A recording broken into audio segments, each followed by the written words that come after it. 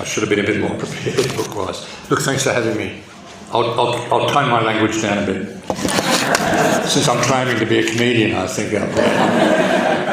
Actually, I hope that title didn't scare too many people off, but when David asked me for a title, I just sort of pulled one out of the hat. But it is also, I suppose, both as a doctor and as a writer, I think, black humour has been a big part of my life. It's one of those sort of defences, I think, that we develop, or any profession, or that has a lot to do with the difficulties human beings face. Often develop that as a defence.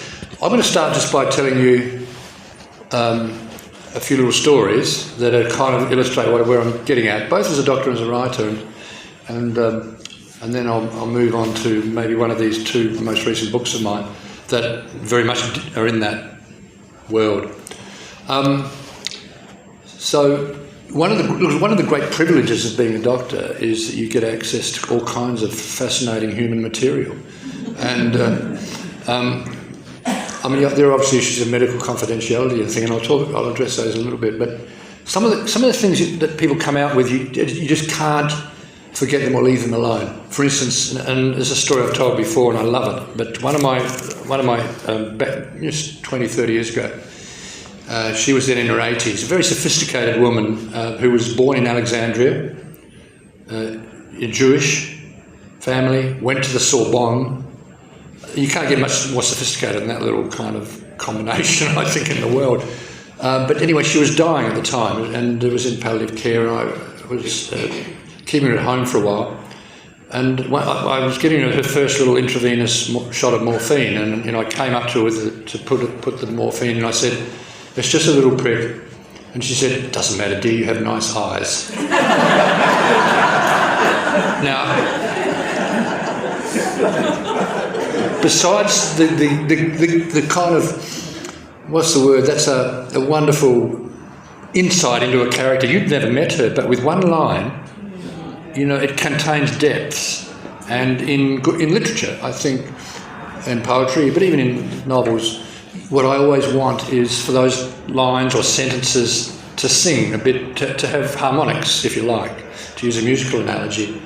And but all of a sudden you think you know her a bit, and you certainly like her. That stoicism in the face of what was coming, for instance, that good humour is such a lesson, I think. It's not always possible, of course, if you're with pain and things. Here's another example I love. It's a friend of mine who died a long time ago now, 1995. It was Philip Hodgins. He was a wonderful Australian poet. He died. He was 36, and he had acute myeloid leukemia for a while. And he'd been through, this was back in maybe more the Wild West days of chemotherapy, and Philip had been through a couple of cycles. He had two young daughters, infant daughters. He had a wife that he loved, but he felt he couldn't do it again. So he'd go through it again. And so he decided to not have any more, which meant he would probably die in a few months. And he contacted me and said, he lived in Maryborough in Victoria. And actually, a wonderful poet of the Australian bush, but also of other things. Here's a little poem of his, just to give you an insight into him too. It's a football poem. And it's about a particular Carlton footballer back then, which I probably won't name for possibility of defamation, but it goes like this. The big number 4 splits the pack, wearing his IQ on his back. And Philip wrote a lot of football poems. There's a whole series about the different kicks, drop punts, whatever. And but he was also one of the great poets of the bush. But anyway, he contacted me and said, "Well, I write his obituary for the Age." And I said, "That'd be a great honour, Philip." And a couple of weeks later, he rang me up again and said, "Have you written it yet?" And I said, "Well, yes, I have." He said, "Could I see it?" So I sent it over to him, and a week later I got a package of his favourite, with a bottle of his favourite wine, and a note that said, "An obituary to die for." Now, I think that's one of the great aphorisms. It's just an obituary, but that is one of those, and it's another example of what I'm talking about, I think. Hey, David, how long am I speaking for, by the way? 20. Okay, good. because I can get carried away, and I'll explain that in a little while, because part of... Well, 8 years ago I was diagnosed with a blood cell cancer, myeloma. I'm sure it's the commonest in my age group, and anyone here suffering from myeloma or has relatives who do, it is relatively common. And so suddenly I was faced with a predicament. And back then the life expectancy, average life expectancy, was about 4 years, but that's I'm still going strong, and now it's getting longer and longer with wonderful new treatments coming down the pipeline. Some of which AI, I don't know if you know that AI is very good at creating chemo or pharmaceutical molecules. But so what I'm talking about, I'll get back to that. I'll tell you one more story, which I did write into a short story when I was an intern.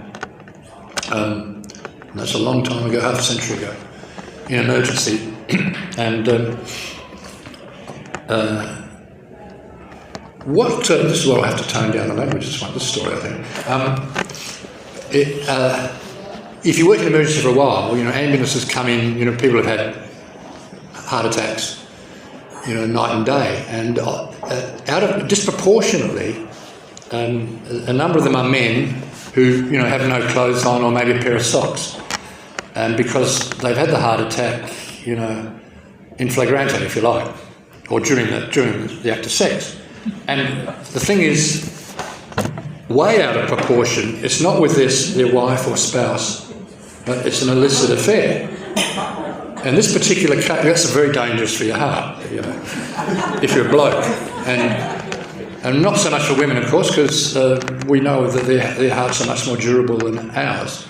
But anyway, this particular case, the ambulance, we couldn't resuscitate him, it was too late. And a little while later, another man ran into casualty, as it was then called, and he wanted the dead man's car keys, which had come in his personal effects. We said, why? And he said, because it's parked in my sister's driveway when her husband's due home from work. Now, that's an amazing story to give, potential writer. It's just... So when I came to write that story, you're not writing about... It's a universal story. We all connect to it immediately because, we've all been in that position. Well, not that exactly. We've all been in a position where our own immediate selfish needs outweigh what maybe should be the broader concern. But when I came to write the story, I'm not writing about them, but in particular, I'm writing the universal essence of that story. And so I don't want him to come in, I have her come in, because that's much more powerful drama. And that's the essence of the story that I'm saying. So this is the kind of material you get as a doctor, a lot of professions, you get these stories constantly. Now, so suddenly, 8 years ago, I had my own story, my own cancer. And my defence mechanism, and we all need them, was, wow, I'm a doctor-writer. How lucky am I? What great material, to get cancer. And that stood me in good stead, actually. I never felt... Well, one thing being a doctor, there's no fear of the uncertainty, no anxiety about the uncertainty of what might happen. You know what the algorithms are, what is going to happen. So there isn't that side of action, what's going to be like. It's like, you see it from the other side. But that one lasted me quite a while. And, I still go into the RA once a month to have my chemo, and I take a drug called dexamethasone. That's why sometimes I don't shut up and why you need to. And you'll probably know that too. Or a lot of, not just melanoma people, many people here who've either had cancer or had family members who've had cancer who know where dexamethasone has been an adjunct. And it does tend to, besides keep you awake, it gets you feel indestructible, at least for a couple of days each week, and you don't shut up. And so if I go over the 20 minutes, you ring a little bell. But you do tend to write things in the middle of the night that you think are the best things, written since Shakespeare, or maybe including Shakespeare. But then you wake up in the morning and you see maybe they're not. But what I did was, I wrote a book called The Cancer Finishing School, which is about my journey. But I didn't want it to be like narcissistically about me. So what I did, I think there's a certain necessary narcissism in illness. For once it is about you, and that's important. You need to concentrate on it. But so what I did, I put 26 of my patients' stories in here that kept coming, and some of them would come back to me in the middle of the night that I'd completely forgotten. But they were like cautionary tales, or they were exemplary tales of courage, or just tales of stupidity. They're all there. Now I had to, Penguin, it was published by Penguin, who said you have to go and get permission for all those stories, and I said, well, some of them have been dead for decades. But so that's just addressing that. But what I tried to do with those that I couldn't contact or even read their story to them is do what I did with that car key story, to shift it from about particular people to find some universal essence, like the great stories always have. I'm going to read you a couple of short ones. Actually, the first one I want to read is, it's actually not about that at all. It's about when I told my two... I'll read you a very strange story first. And you'll see what the difficulties are, I think, in dealing with people's stories. Clara, an 80-something widow, looks distraught as she walks into my consulting room one hot summer afternoon. She sits, shifting uneasily in her chair, unable to meet my eye. Always an alarm bell. When I ask what's wrong, she raises the hem of her skirt a few inches and stretches out two swollen ankles, keeping her face averted as if unable to bear the sight of them. A hoarse whisper. It happened so suddenly. I haven't seen her so troubled since her husband Bert died 10 years before, a month after they moved into a retirement village. I examined the offending body parts. Pitting edema, so called because a thumb pressed into the skin leaves little pits that take time to fill. What is it, Peter? Puzzled as much by her agitation as the swelling, I examined her more fully. No signs of heart failure or fluid retention elsewhere in the body. It's nothing serious, I reassure her. I need to do some tests, but it's probably just a combination of heat and varicose veins and gravity. She isn't listening. There's a new man at the village, she interrupts. A widower. Nice enough, but very flirtatious. The hand kisser type. I would invite him in for coffee once a week, but he kept pestering me for, well, more. He won't take no for an answer, I say. She meets my eyes for the first time beseechingly. I loved my Bert very much, Peter, you know that. I'd always been faithful to his memory. Had? My ears prick up. Of course, I say, and wait to hear the real reason for her anguish. Her eyes are all over the place again. A deep breath. I gave in to him the other night. She finally gets out again in a whisper. I take her hand. From what I remember of Bert, I suggest, he wouldn't have wanted you to be a nun. This also goes unheard. I'll never do it again. I'm so disappointed in myself. Her eyes fill with tears as she stares down at the bloated ankles. I woke up the next morning with this. For a moment, I'm not sure where this is going. Could the swelling be, she says, well, you know, his discharge. I try to hide my astonishment. His semen? A slight shudder answers the question. I need to convince her otherwise, but don't trust my facial muscles. I try to frown them into submission. My turn to avoid eye contact. Head bent over her ankles, I test their range of movement thoroughly. A clinically pointless exercise, but buys me a little thinking time. No evidence of seminal fluid, I finally pronounce, trying to sound technical. Ejaculate is also not that voluminous. I don't have the stray thought at the tip of my tongue. In my bathtub experience, it sinks. It floats, not sinks.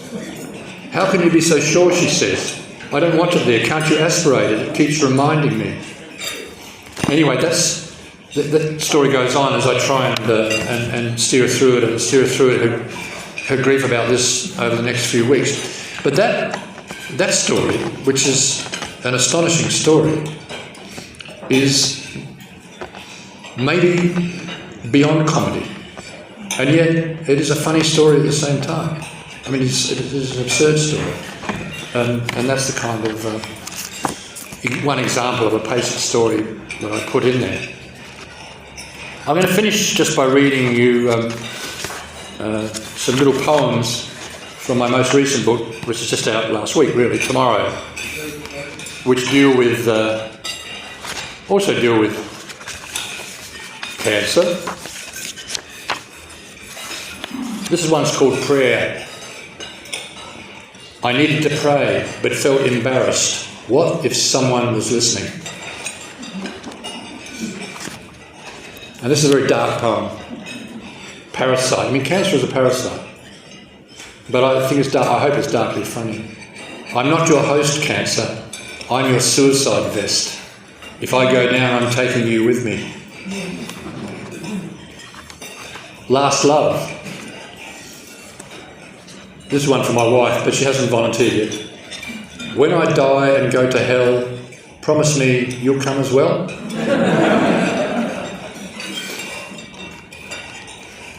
I mean, these are just the short ones in that book. I want to finish by reading a very short section where when I told my two granddaughters, or my two granddaughters had been told by my daughter that their mother, that their pop had cancer. Do you really have cancer? Inez, aged 6, asks as he clambers into the back seat after school the next week. Yes, darling, but it's going to get better. Good, she says, and immediately opens the book she's carrying the day my bum went psycho and starts to read. Her sister Ollie, 2 years wiser, is less satisfied with my answer. Her gaze settles on my left thigh. Is it in your leg? She asked that because I was diagnosed from an MRI of my leg for other reasons. I said it was diagnosed in my leg. Her big, beautiful eyes were even rounder than usual as she inspects a mysterious bulge in my jeans on the outside of my left thigh. She reaches out a tentative forefinger and touches it. Is that the cancer? I tug the malignant iPhone from my pocket and hand it over. My kind of cancer isn't in one place, Ollie. It's in the bone marrow, inside all my bones. Are you going to die, Pop? She asked with that same matter-of-fact curiosity. When I get old. You are old, Pop. Okay, older, but not from this. Seemingly reassured, she types in my passcode and plays Temple Run on the fully excised tumour all the way home. There will come a time when she no longer believes everything adults tell her, even or especially her grandfather, but perhaps not just yet. Thanks for having me. Well, I'm sure there'll be a number of questions. Oh, questions. Sorry. Yes, yeah. Take your phone if you want to there.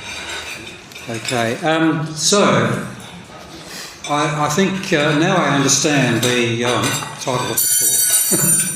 I think some of those excerpts were extremely funny. Does anyone have any question or something similar, perhaps, that they can talk about? Don't be shy. Do you have to buy the book to get the end of the story? Yeah, the teaser. Yeah. Oh, there were stories, and there are funnier stories, and there are more tragic stories, and there are exemplary stories of courage as well in there. One quick thing, the 26 stories I've called, go like from Mrs. A to Mr. B, that the names have changed like that, and I've changed other details, obviously. Yeah, sorry.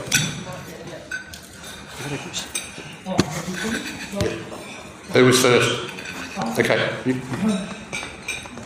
Since you're in the medical area and you broach the topic of the rules and have to do with the human condition, have you decided what is the preferred method to leave life? You've got to, like, what's the golden way out? The preferred method to... The leading life, I think it was. dying. Leading life, yeah. I think it's best. Well, it's best to die at home among your loved ones, isn't it? If that's, is that answer? My hearing's going a bit. If that's the answer, and that's what I always try to do. But with the help in the last decade or two of palliative care teams, who are excellent at it. But early on, 30, 40 years ago, it was just down to the GP. Me. Peter, mine's not a question so much as a sharing your dilemma of not being able to share too much information and detail in the story. Having worked for 20 odd years in the funeral industry, I have a million stories I could tell, but I always run the risk of finding someone in the audience who goes, hang on a minute, she's talking about me. Well, one of probably the biggest point of sale of my books is in my surgery, and so the patients always. It's an interesting thing. Even there's a David Williamson play. It was a Don's Party, and there's a very nasty character, misogynist character in it. I can't remember his name, but when that play was performed, there were a lot of men running around proudly claiming they were the original. I have patients often say to me, "That's me, isn't it?" And they're quite pleased. When I read, I will talk one quick story. I read her section. It was an astonishing story to one of my patients. She's a former RN and also ex-wife of the president of Hell's Angels, and has had an astonishingly difficult life, among other things. But the story, I won't tell her what I talked about in there, but I went around and read it to her, and I thought she's not going to like this at all, because she has 26 cats. And she lives on a rather lonely life now. And she'd had a heart attack and was refusing to go. And on the phone, I knew that's what had happened. And I went around there, took the defibrillator just in case, and say, because she would not have an ambulance. And I said, I'm driving to an emergency. And she said, you have to feed all the cats first. And she could barely breathe, so I fed all the cats. Right, or laid out bowls for a few days. And then I had to take a key to the neighbour. Meanwhile, I'm following them. I'm saying, you keep talking in the lounge room, I want to hear your voice all the way. But anyway, that's sort of the basis of the story. But when I went around and read it to her, I said, look, she's still refusing. And I said, well, one day you're going to die, and guess what, your cats are going to eat you. And she said, well, because she's a big woman now, she said, well, it'll keep me going for a long time. So she's got a real sense of humour. But the story, I went around and read to her, and because I'd changed names, her name starts with G, and I'd called her, Gayleen, I think. And she said, I like everything you've written, but I will not be called Gayleen. And so I called her, I think, Georgie in the book. So that's just kind of, it's strange how people somehow don't mind it being, having had 15 minutes or 15. Peter, thank you for insight. My first career was nursing, general and psychiatry, and 17 years work, and I've had a lot of different careers since then. But the ability to see the humour and a different side of things in such horrible cases, treatment things you come across, has stayed with me along the way, and I've stayed friends with people in the medical environment who get that sort of black humour, I guess, sometimes. But a lot of people don't, and I've got to explain it, that if I'm coming, not a lot of people, but you're coming from a different perspective because you've worked in this, and you have to look after yourself first when you're looking after people who are really sick, to be able to then continue to do what you do. And I'm very interested in getting a book to read your stories. Yeah. Thank you. Thanks. And I'm actually reading a book which I'm reviewing at present called Sirens, which is a story about a non-fiction book about first responders, like AMBOs, police, army, people in the army who have seen things they shouldn't have to see, and these are all people who suffer quite severely from PTSD. But actually, one quick story about this is a Melbourne police force. a generation or two back, they would, at the end of the night shift, they would gather impromptu at an oval and there'd be a barbecue and they'd all get drunk and they'd all be, doing that sort of macho dark humour and But the interesting thing was the commissioner had to eventually stop it because they'd be driving home drunk. But in fact, what did come out was, once it stopped, the incidence of PTSD went way up. So on one level it was therapeutic for them to do this, in that male camaraderie, because it was mostly male back then. On the other hand, I think some of them were involved in a fatal accident on the way home because they were drunk. And so it had to be, so that's this is a fascinating book, and the sirens about people who've been through time after time after time, been exposed to things none of us should have to see.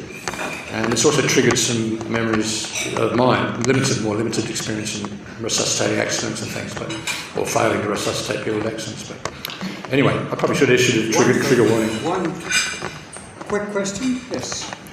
Peter, thank you very much for your presentation. First one, sorry, but I'm also a GP. We shared the street at Rose Street Hospital many years ago. But the question that actually once I was and I appreciate to hear those things that I understand some of those things. One of that first question I was going to read the article in the AMA, the best way to fight cancer. And there was an article produced many years ago, and that's quite close to an argument up about their life in hospital, and they died, so it was never well at one time. Suicide, you just got asked for it, sudden death, you never got to say goodbye. Cancer, you got the opportunity to go home. But really still, and then plan your entire time. It didn't rate very well, and there were lots of comments from lots of repetitive people around the world. It's a horrible article, but I just want to answer that question. Yeah.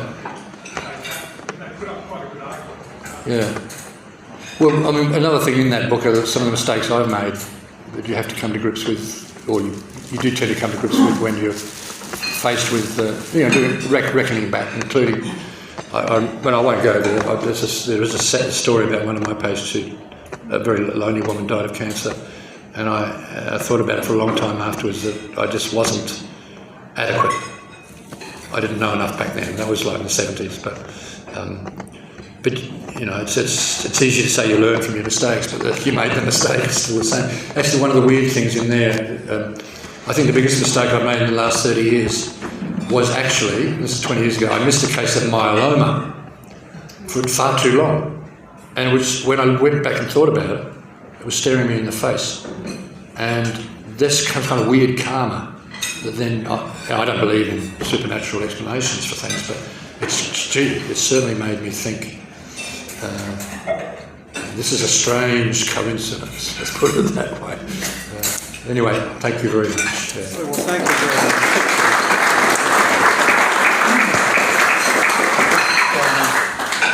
That's a wonderful